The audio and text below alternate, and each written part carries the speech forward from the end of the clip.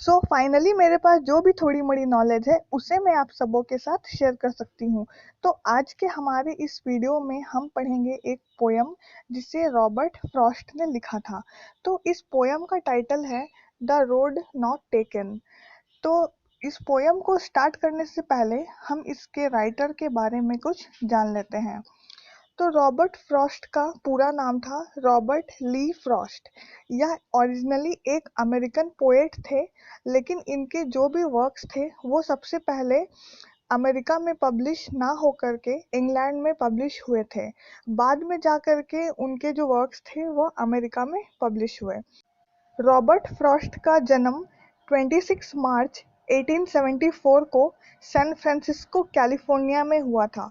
San Francisco United states में है और 29 जनवरी 1963 में इनकी मौत हो गई थी बॉस्टन में।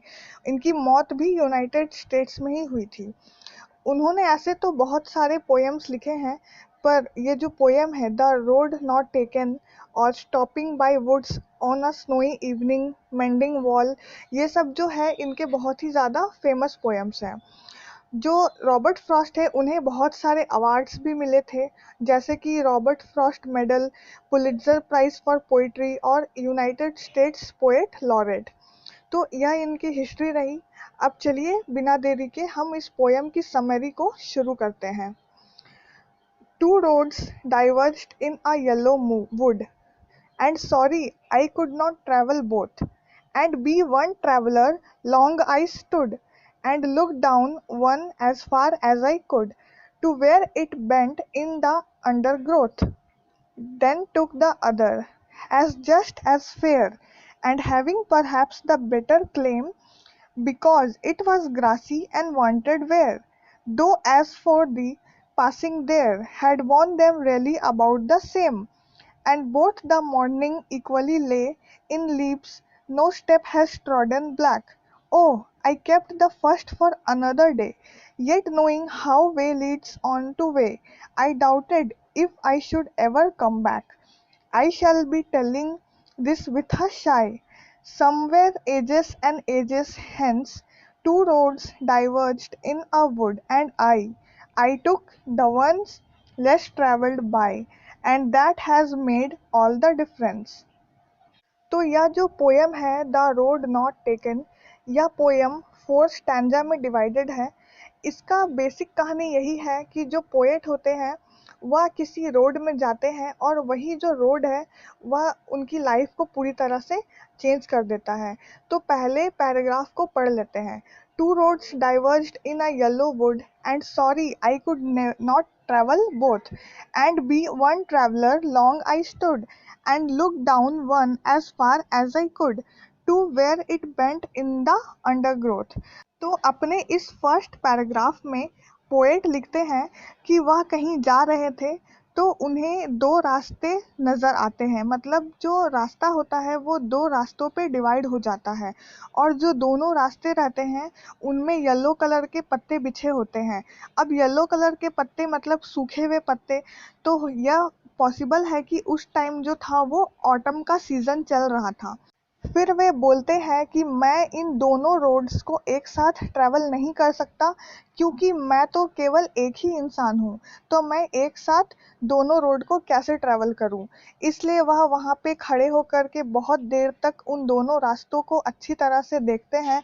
उन्हें जितनी दूर तक दिखाई देता है वह उतनी दूर तक देखते हैं, पर क्योंकि वह जो रास्ता था वह जंगल के बीचों बीच था, अगल बगल में बहुत सारे पेड़ पौधे उगे हुए थे, तो उन्हें ज़्यादा कुछ दिखाई नहीं देता, और रोड भी बहुत ही ज़्यादा टेढ़ा मेढ़ा था, इसीलिए उन्हें समझ नहीं आता कि किस तरफ जाना है।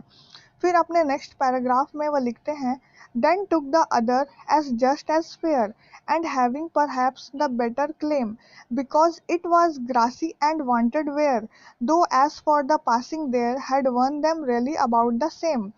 तो पोएट जो होते हैं वह पहला रास्ता छोड़ करके दूसरा रास्ता चुन लेते हैं और उसी रास्ते पे चल पड़ते हैं।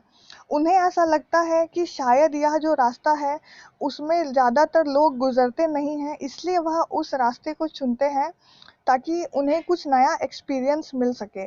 पर जैसे जैसे वह आगे बढ़ते जाते हैं तो उन्हें एहसास होता है कि नहीं, शायद दोनों ही रास्ते बराबर है, दोनों ही रास्तों पर कभी ना कभी किसी ना किसी ट्रैवलर ने ट्रैवल किया ही है।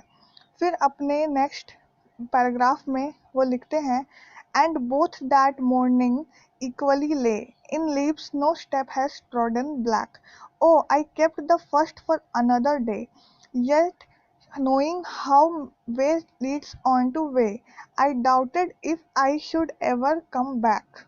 अपने इस पैराग्राफ में राइटर बोलते हैं कि वो जो दोनों ही रास्ते हैं उन पे जो पीले पीले पत्ते पड़े हुए हैं, यह इस तरफ इशारा करते हैं कि अभी हाल फिलहाल में इस रोड पर कोई नहीं गया है, क्योंकि जब उस रोड पे कोई भी अगर जाता तो उनके जूतों से कीचड़ लग जाती उन पत्तों पर और वो जो पत्ते हैं वह काले हो जाते। यहाँ पे ट्रोडन ब्लैक का यही मतलब है कि जो पत्ते हैं उन पर पैर के निशान पड़ने से वह काले हो जाते। लेकिन क्योंकि वो पीले पड़े हुए थे, इसका मतलब कोई भी उन रास्ते पर ट्रैवल नहीं किया था उस टाइम तक। फिर पोएट खुद से बात करते हुए बोलते हैं कि मैं इस रास्ते पे अगली बारी जरूर जाऊंगा, लेकिन उसके बाद वह सोचते हैं कि क्या पता मैं कभी इस जगह पे दोबारा वापस आऊंगा कि नहीं, मेरी डेस्टिनी मुझे कहाँ ले जाएगी। तो वह इसी सोच में पड़ जाते हैं। फिर वह अफसोस करते हैं और नेक्स्ट पैराग्राफ में वह लिखते हैं, I shall be telling this with a sigh. Somewhere ages and ages hence, two roads diverged in a wood, and I took the one less travelled by, and that has made all the difference. इस paragraph में जो poet है वह लिखते हैं कि आज से बहुत सालों के बाद मैं किसी से कहूँगा या किसी को बताऊँगा कि मैंने दो रोड्स में से एक रोड को चूज़ किया था। जब मैं एक रास्ते पे चल रहा था तो उसमें दो रास्ते आए थे। एक जो रास्ता था वह दो रास्तों में डिवाइड हो गया था और मैंने उनमें से एक रास्ते को चूज़ किया था, और मैंने उस रास्ते को चूज़ किया था जिस पे बहुत ही ज़्यादा कम लोग जाते हैं। और वो ये कहते हैं कि उस समय मुझे लगा था कि इस रास्ते पे बहुत कम लोग जाते होंगे, लेकिन एक्चुअल में ऐसा नहीं था। फिर वह बोलते हैं कि यह जो भी मेरे ज़िंदगी में आज हो रहा है वह इसी रोड को लेने के वजह से हुआ है। यहाँ पे पोएट का बोलने का यह भी मतलब है कि हमें हमारे लाइफ में हमेशा हर सिचुएशन पर दो ऑप्शन मिलते हैं और हम उन दो ऑप्शंस में से किसी एक ऑप्शन को ही चूज़ कर पाते हैं। तो उसी तरह जो पोएट है उन्होंने भी एक रास्ते को चूज़ किया था, और आज जो भी उनकी ज़िंदगी है, जिस तरह से भी उनकी ज़िंदगी चल रही है, वह उसी कारण से है क्योंकि उन्होंने उस रास्ते को चूज़ किया था।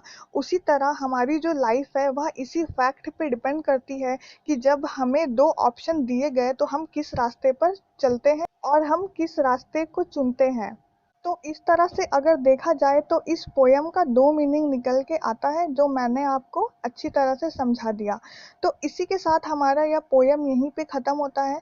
मुझे उम्मीद है कि आपको यह पोयम अच्छी तरह से समझ में आया होगा। वीडियो पसंद आने पर एक लाइक ज़रूर करें और मेरे चैनल को ज़रूर सब्सक्राइब करें।